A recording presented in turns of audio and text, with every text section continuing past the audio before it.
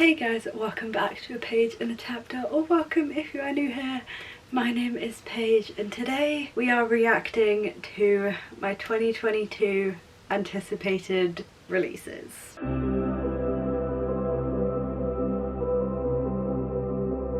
I am very intrigued to see if I even bought all of these books. I don't have faith in myself on this one, I won't lie. I think I probably did better than in previous years. Not that I don't think I've ever done a video like this before, so we wouldn't know. But I do think in general I've done better than in previous years. 2022 really was the year of pre-ordering. I kind of discovered the ease of a good old pre-order, and that has really helped me out. I'm gonna back myself and think that I did okay, but essentially the premise of this video is I am going to go back and re-watch my 2022 anticipated releases video, and we're gonna see which of the books on that list I bought and or read.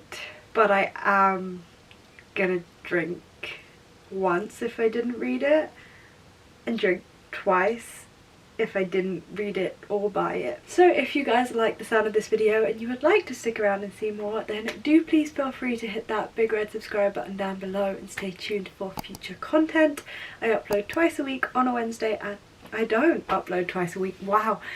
Sometimes I just get into the rhythm of recording and I still say the old stuff. I upload once a week now on a Wednesday, every single Wednesday. I do want to go back to uploading on a Wednesday and a Friday. I just don't have the time right now, because if this is the very first video you are ever seeing of me, I am doing a master's degree and I just don't have the time in my schedule.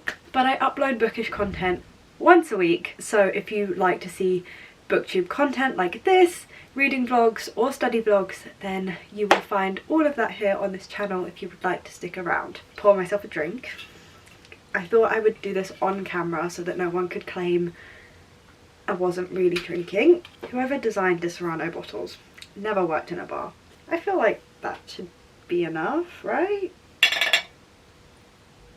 Not me working in a bar for 1.5 years and still not knowing how to free pour. Is it even Christmas if you're not drinking a Di Serrano and Coke? I know for most people it's Baileys, but for me it's Di Serrano. Let's get into the video and watch my old video. My 2022 anticipated releases. Oh god, the old editing style. The first book is a very highly anticipated sequel to a book that was one of my favourites of last year, and I will be rereading this either this month or next month to make sure that I am ready for the release of this book, and that is House of Sky and Breath. Okay, so as I said in the video, this was a pre-order, so I do have the book, but I've encountered a problem in my system already in that this book was a DNF and I don't know how much I drank for that. So I guess I'm gonna take a drink because I feel like I deserve to for DNFing my most anticipated release of the year. Like, I feel like that's deserved. So Crescent City book 1 was like one of my favourite books of 2020? No, 2021. Oh my god, I'm getting so confused by my years. Crescent City book 1, whichever year it came out in, was one of my favourite books of that year. It took the second highest spot on my ranking. I adored the book, and really that should have been the first sign that I was going to become a romance reader, because you know what kept me hooked with that book? The romance. I actually kind of agreed with everyone that the world building took up way too much space in the book, but the slow burn, it was good and I was so here for it, and I convinced myself it was because it was a fantasy, but it was not. I understand now. I am a romance apologist and I loved that book because it was a dirty, smutty romance, and I was really trying to convince myself that it wasn't. So you'd have thought that the second one I would have loved to, but honestly the second one became so much more of a fantasy, and because there wasn't that slow burn will they won't they anymore, the book just really lost something for me and I wasn't into it anymore. Like I didn't love the book because of its fantasy-ness, and so when it lost the romance element that I was reading it for, there wasn't anything else about the book that I loved to keep me invested in it. Sadly, I did have to DNF that one, but now that I am a romance reader to my core, I completely understand why that happened. So let's find out what the next book on this list was. And then the next book that I have pre-ordered I'm even more excited about, and that is Gallant by V.E. Schwab. So I own Gallant and I've read Gallant. I included Gallant, I think, in a 24-hour reading vlog. I will link it somewhere if you want to see my full thoughts on this book. But I am a very, very, very big V.E. Schwab fan. I think even in my not really fantasy driven mindset right now, I could probably still pick up a V.E. Schwab book. I just love her writing, I love her storytelling, I love the ideas she comes up with. They are so unique and they really don't fit into any preconceptions of genre or what genre really is. Every single one of her books could be placed in so many different places in a bookstore, and it's one of the things I love about her books. So whilst Gallant was not my favourite book of hers, like ever, that Addie LaRue still takes the cake on that one. Not to be a basic bitch, but based on everything that I just said about the romance apologists, are we surprised that The Invisible Life of Addie LaRue is my favourite V.E. Schwab book? The closet of me pretending I was a fantasy reader and not a romance reader, it was glass. So Gallant by V.E. Schwab, a very strange book. It follows our main character and she doesn't think she has any family left, and then she is invited to a house called Gallant, which is like an ancestral home, and she is taken in and allowed to remain there, but only with the rules that she cannot like leave the house after nightfall or go in the garden after nightfall. And what is amazing about this book is I read it in the springtime because that's when it came out, and the daytime elements of this book are so spring vibes that it was a perfect read for when those first rays of sunshine start to like come through your window in about March, April time. Really fit that atmosphere well. But then the nighttime parts of this book felt like a very spooky October night, and it very much contrasted this whole life and death thing, and I really enjoyed that element. So definitely not a favourite, but I had a really, really good time with this book, and I'm glad that I pre-ordered it because I think I would have lost momentum with it. And honestly, I kind of forgot that I read this one, but I had fun with it. The Merciless Ones by Namina Fauna. Okay, so I did purchase The Merciless Ones, but I didn't read it. I loved The Gilded Ones. The Gilded Ones is a YA fantasy following a society where women are deemed very, very untrustworthy, and when they reach a certain age, they have to be taken to this ceremony where their skin is cut, and if they bleed red, then they are seen as like human and malleable and can go on into society like normal. But if they don't bleed red, then who knows what happens to them. And our main character bleeds gold when this happens to her, and it takes her on this deeply feminist YA fantasy, and I was so here for the feminist YA fantasy. I felt like it had enough depth to really captivate me as someone who is not a young adult. I guess I'm still technically a young adult, but I'm not a teenager anymore, and I have very much been enjoying adult genres. It had enough to really keep me engaged in that sense, and I was very excited about The Merciless Ones, but I just haven't gotten to it. I have really lost momentum because I was waiting for the second book to come out. I feel like I would need to reread the first one to get back into it. Also, I'm really not in a fantasy mood lately. Like, I am all about the romance books at the moment, and even if I were to get back into fantasy, I feel like it would be fantasy romance or an adult fantasy. I really can't see myself going for a young adult fantasy anytime soon.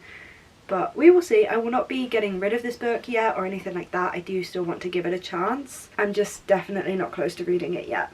So far, I'm doing pretty well. And then the next book is by a very, very, very recent favourite author of mine. She is now completely insta-buy, and that is Foul Lady Fortune by Chloe Gong. I did pre-order it. I do have it on my bookshelves right now.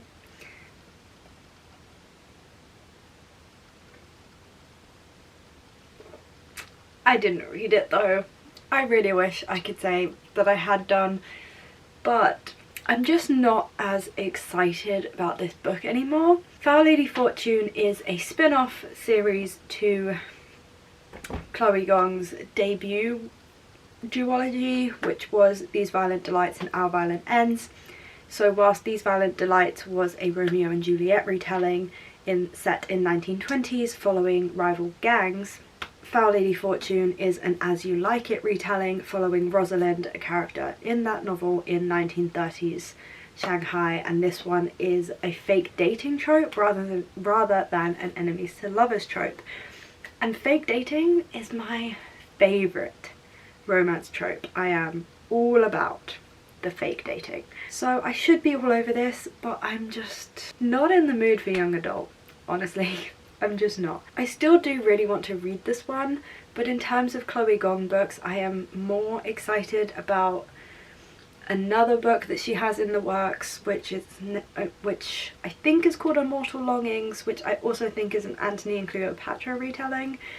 And I'm kind of more invested in that book than I am in this book. But I was really going through a whole Chloe Gong phase.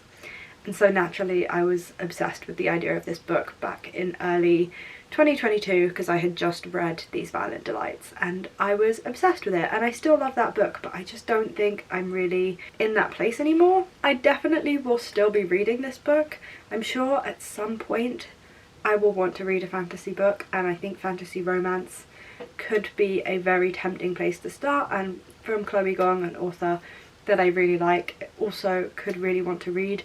The only thing putting me off is the fact that it is young adult, and I am so used to reading from the adult genre right now. But sometimes the mood does strike. Sometimes I really feel like wanting to pretend I'm 13 again.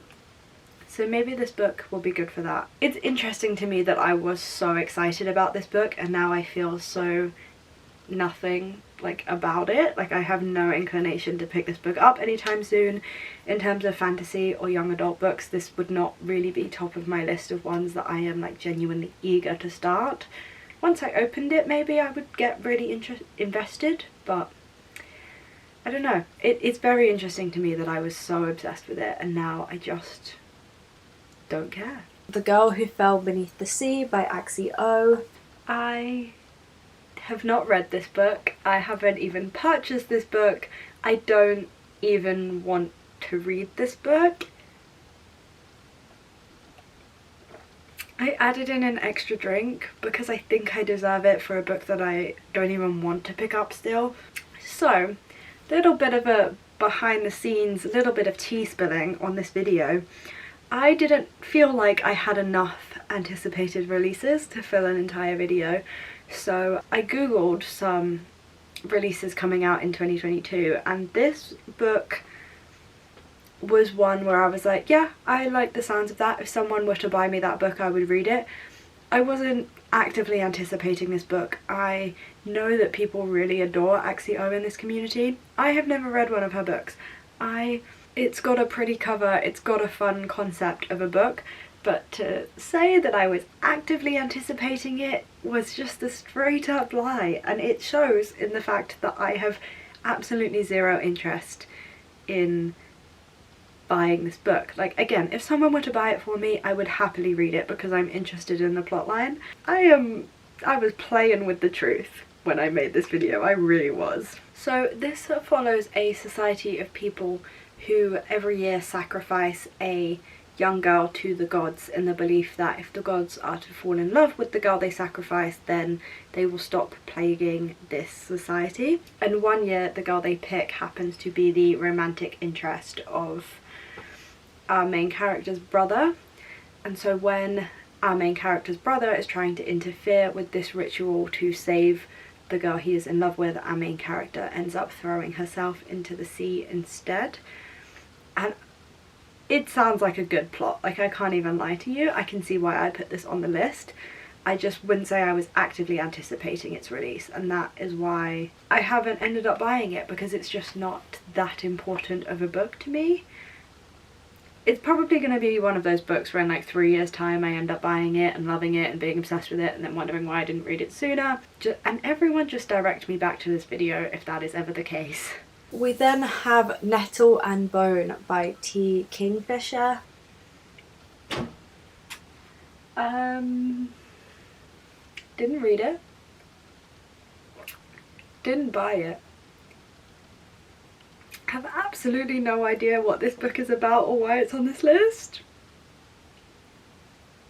Honestly, I don't think I've ever heard of this book in my life. Like, the fact that this book is on this list is news to me because I've never heard of this book. I mean, clearly I have because I was talking about it, but what is this book about? I recognise T. Kingfisher as an author though, but I've never heard of this book, even though apparently I have. Time to go to Goodreads, honestly. If this isn't even in my want to read, I swear to God.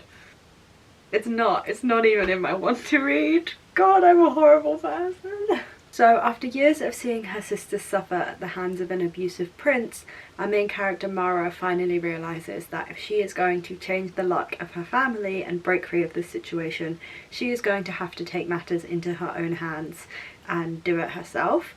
And so she takes the aid of a fairy godmother type figure and she goes on a quest to try and kill the prince or the king, to try and kill someone basically. It's a quest type of fantasy. It feels like a fairy tale retelling, and I have even less interest in reading this book than The Girl Who Fell Beneath the Sea.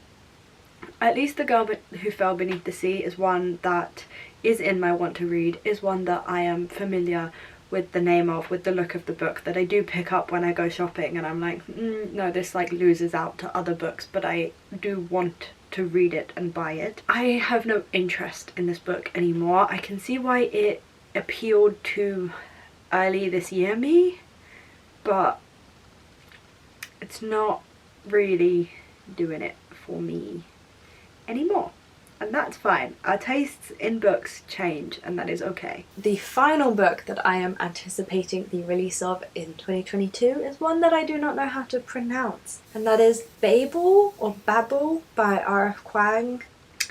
Okay, so anyone who has watched any of my recent videos, you know about this one. So I'm gonna take a drink, but I do own this book.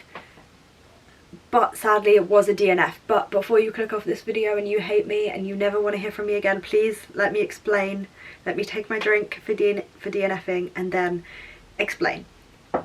So I realise how difficult this is to say with all of the controversy about someone saying that about someone rating Babel 1 star because it made them feel bad about being white. That is not why I DNF'd this book. I adored this book. It is going to be a 5-star read when I do inevitably get around to finishing it.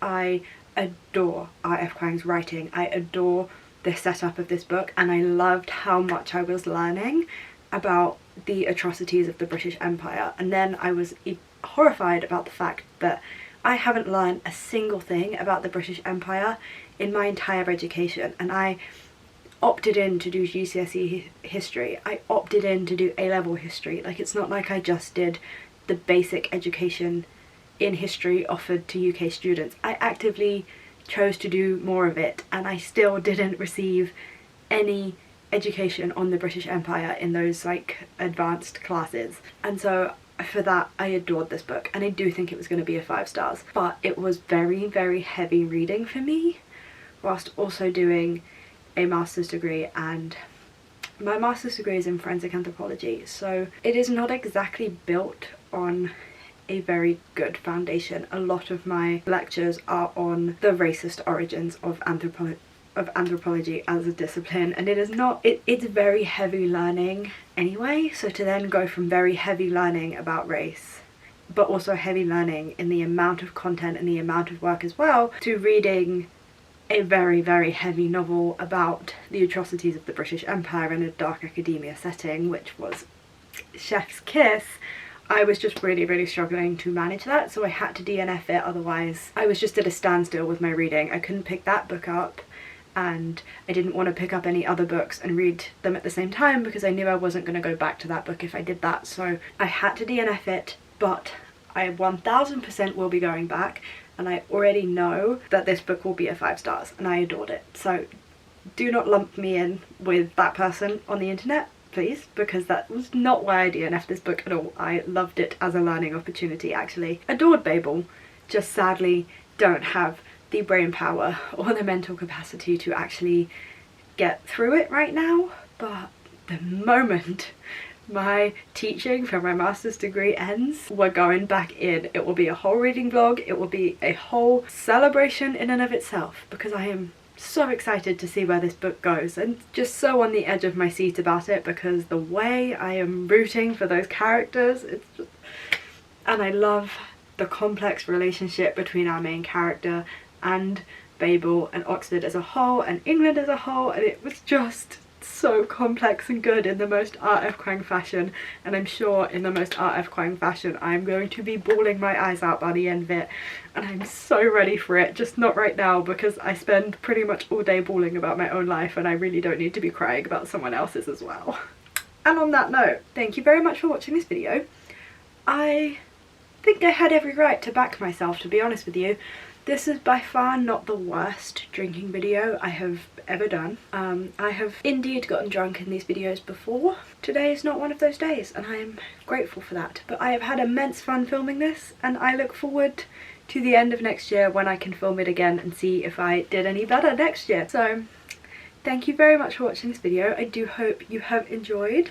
Let me know some of your most anticipated releases for next year so I can have some ideas and get some new book recommendations, or what your favourite books of 2022 were. If you did like this video and you would like to see more from me, then do please feel free to hit that big red subscribe button down below. I think it's on this side actually, not entirely sure. Maybe I am a little bit drunk.